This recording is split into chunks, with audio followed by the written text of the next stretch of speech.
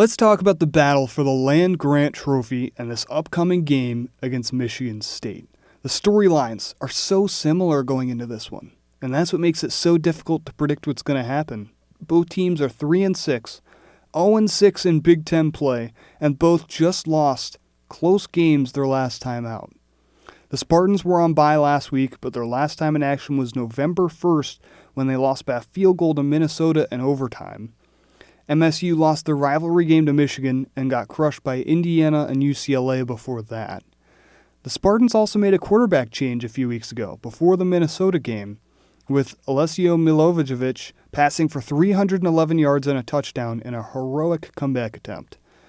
Unlike Penn State's situation, Aiden Childs isn't hurt. He's just bad. Jonathan Smith abandoned his guy from Oregon State, and so far after one game, it seems to be the right move. That makes things for Jim Knowles and Penn State's defense really tough, right?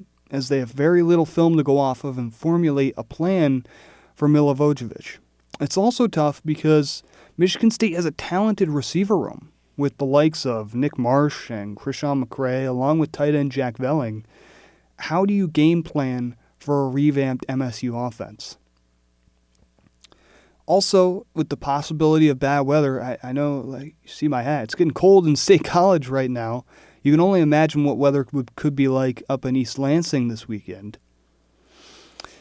I can guarantee one thing: pressure. It's obvious that Knowles' slice and dice stunt packages weren't working, and that the switch to more aggressive DB blitzes and all-out blitzes were more effective at creating havoc against Indiana. And I can think that the general assumption is that if you can dominate Indiana physically, you can dominate Michigan State too.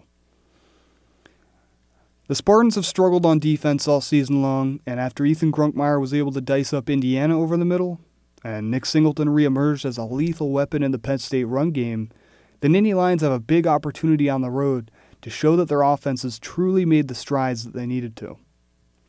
We saw some good verticality with Trevor Pena and Kobe Howard, but some of the tight ends like Dink and Rapplier were also good. But I think Penn State can add to that, right?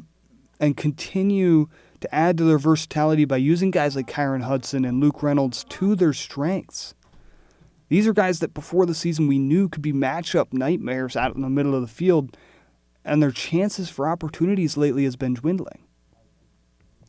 Once Coach Kotelnicki has truly opened up the offense, and once Penn State is consistently making plays vertically downfield, then you can focus on versatility and getting all of your studs involved.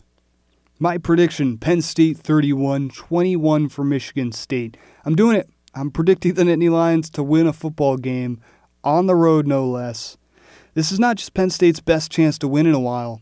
It's a must-win game to remain on track for a bowl game. I know fans can be facetious about giving up on the season and being disinterested with a lesser bowl game, but winning a bowl is a great goal right now for PSU, and it would be huge momentum if the team was able to go on a win streak at the end of the season and prove to recruits that Penn State has what it takes to bounce back and be a contender once again next season.